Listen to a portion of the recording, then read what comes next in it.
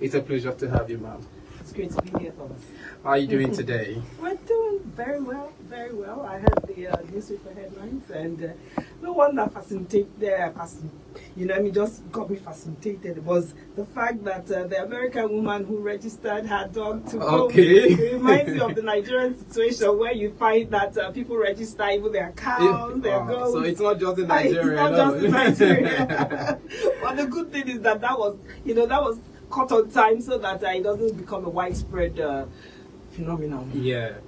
Okay, ma. So today we're going to talk about the current issue in Abuja, a tragedy that happened in Abuja a few days ago that took the life of entire family in road accidents caused by hoodlums known as Agbero in Nigeria.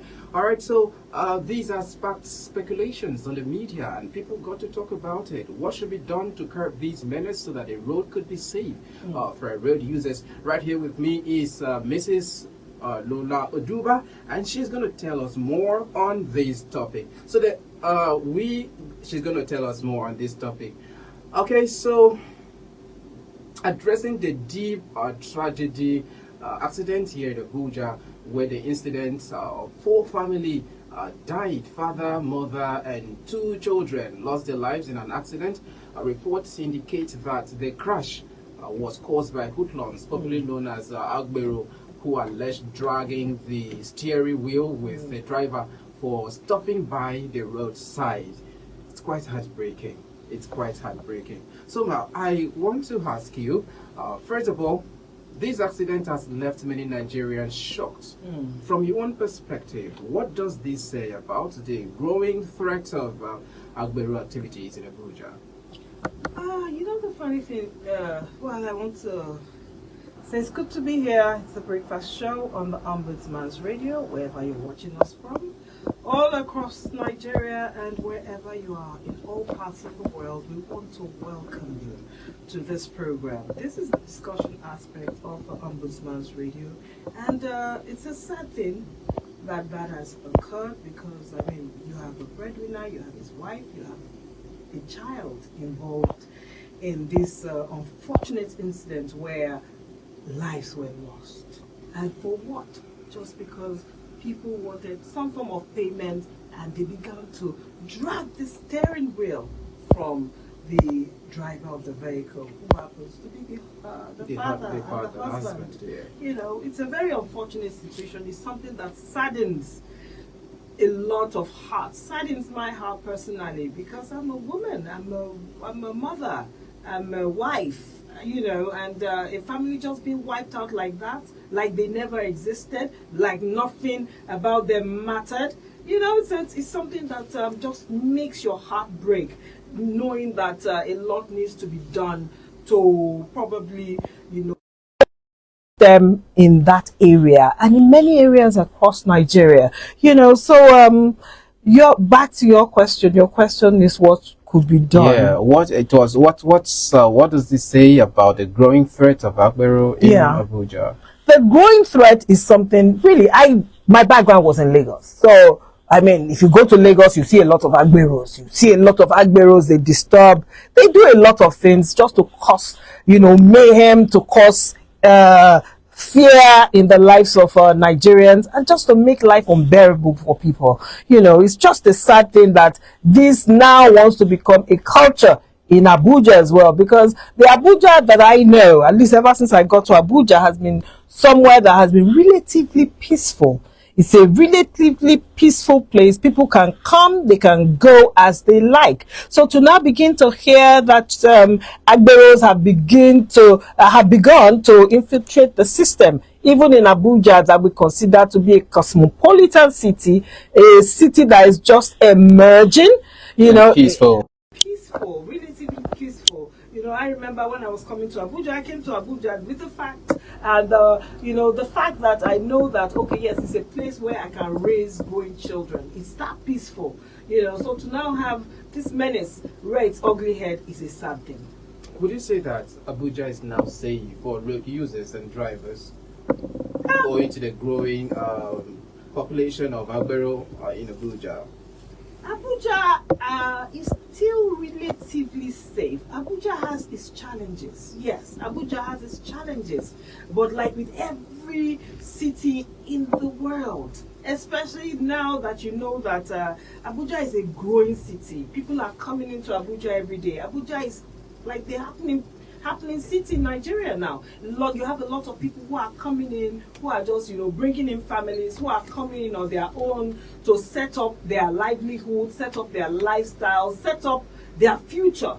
So naturally, with all of this, what you have is a situation whereby the good, the bad, and the ugly comes into town. So now that we know that, okay, the good, the bad, and the ugly are coming into town, the agencies that are regulated to monitor all of this now needs to up their game to make sure that Abuja remains that city that it was, which is a peaceful city. Now, many residents are of the opinion they are actually demanding that proper government action should be taken. In your opinion, what immediate steps or steps should authorities take to address these menace and restore public safety on road? Education. Okay. Education. That is just it. Can you tell us more about this? When I talk about education, education is not really when you just go to the formal university. It is through job creation. It is through empowerment. Sensitization, awareness. So basically, I would think that job creation, economic empowerment are the main things to look out for on how to develop our workforce and how to make them productive, how to make them less violent, because what is causing all this violence is poverty. It's poverty. So if the government of the day, which they are doing, but unfortunately, a lot of people are not aware of where all of these things are taking place, which of course is the job creation, the economic empowerment, just to make sure that some of these things are reduced to its barest minimum. Can they be totally eliminated? May not. But at least they can be reduced to make sure that those who use our roads are safe. So the first thing I will talk about is, of course, is address youth empowerment, or address youth unemployment, because most of these people are the youth of the nation. They are the people who are just growing, who feel that nobody is there for them, and then they have to take the laws into their hand to provide for themselves. That's the mentality we are growing up with right now in this country. And until those are addressed, youth unemployment, until we find how to engage the youth in a positive manner, there will always be things like this to happen. The next thing I want to emphasize on is skills development. Skills development in the area of a lot of people. I remember when I was growing up, we would have carpenters, we would have plumbers, we would have, just everybody proud to do something or the other. Now nobody wants to do it. Everybody wants to just make money. Quick money. Quick money. And until these are addressed, we need a reorientation. That's just it. Nigerian, I just want to beg the authorities here that, yes, I know that the government of the day, that's the President Bola Ahmed Tinubu administration with its renewed hope agenda, is doing a lot to address all of this. But there is a disconnect.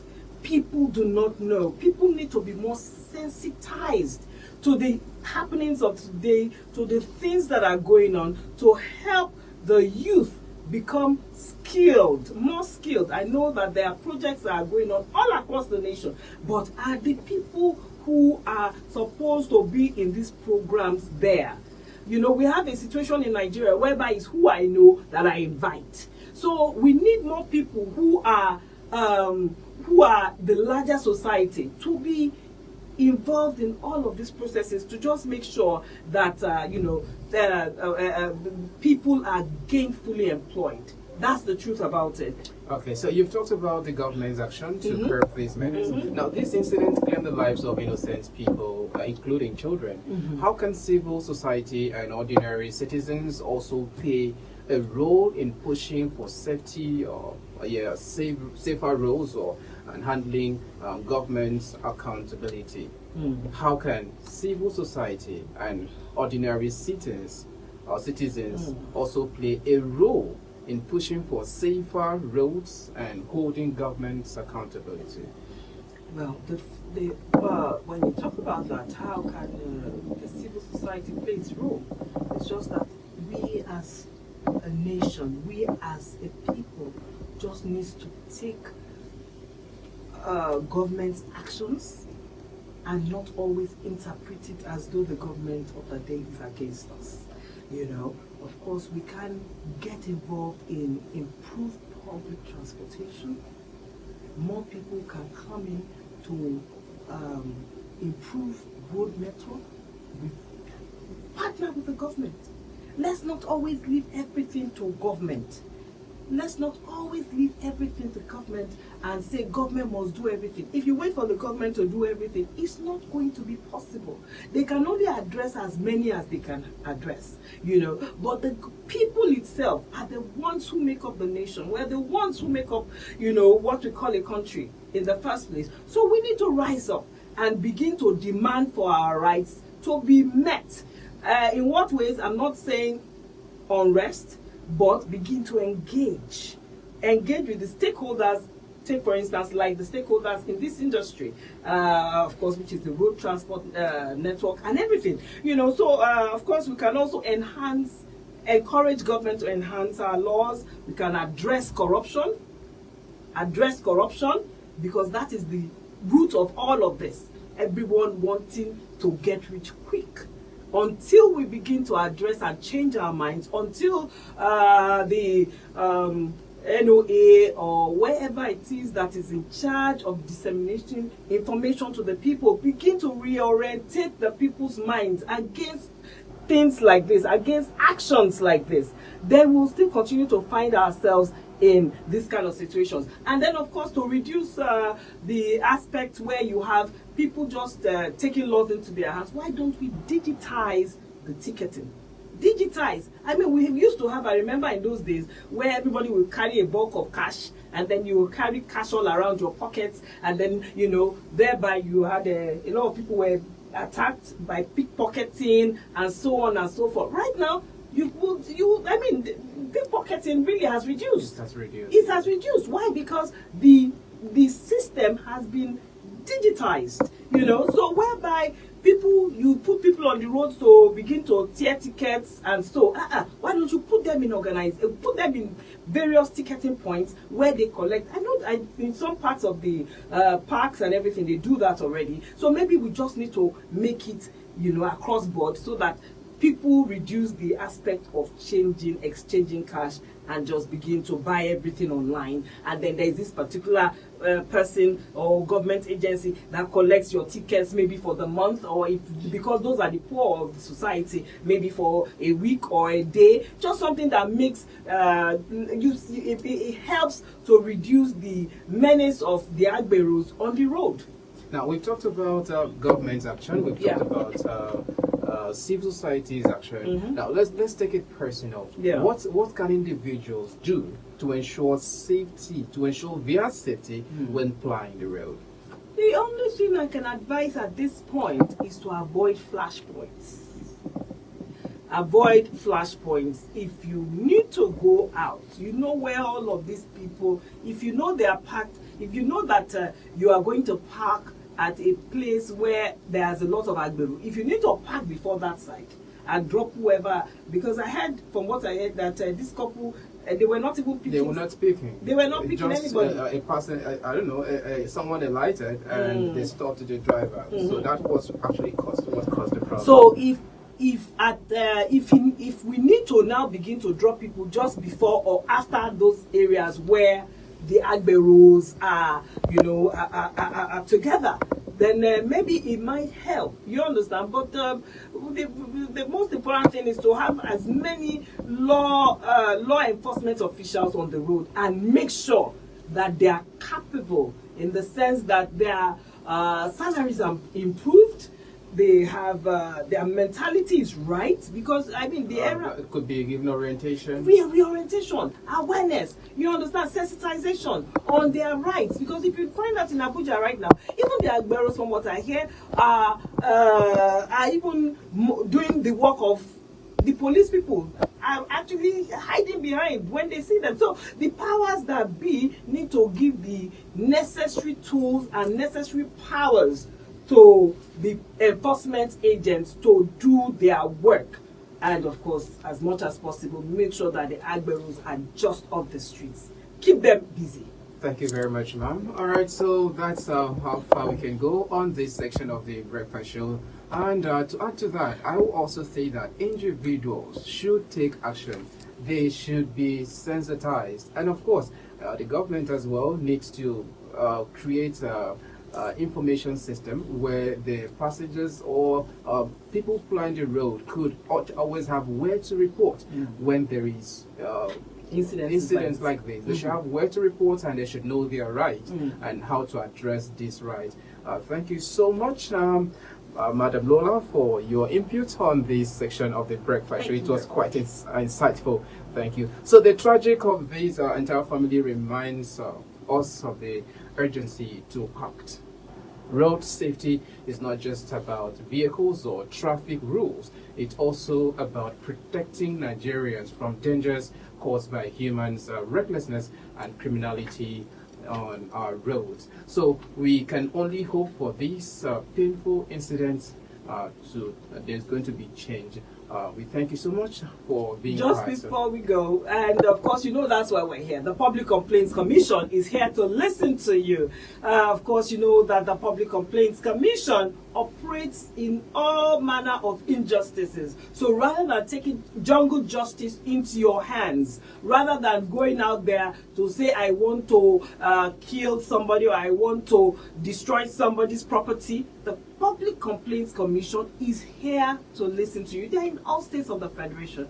Get in touch with the one nearest and closest to you today. Exactly. Thank you. Thank you so much, ma'am. Follow us on all our social media All right, so handles. don't forget to follow us on our social media handles on Yes. Facebook, Instagram, TikTok, and YouTube at Ombudsman Radio Nigeria, and on X account at Public Complaints Commission, Ombudsman Radio. And let's hear your comments as well let's hear your comments as to how, of course, the roads can be safer for Nigerians to be able to apply on. Thank you so much, and until I come your way next time, stay informed. My name is Joseph Thomas. Bye for now. Thank you.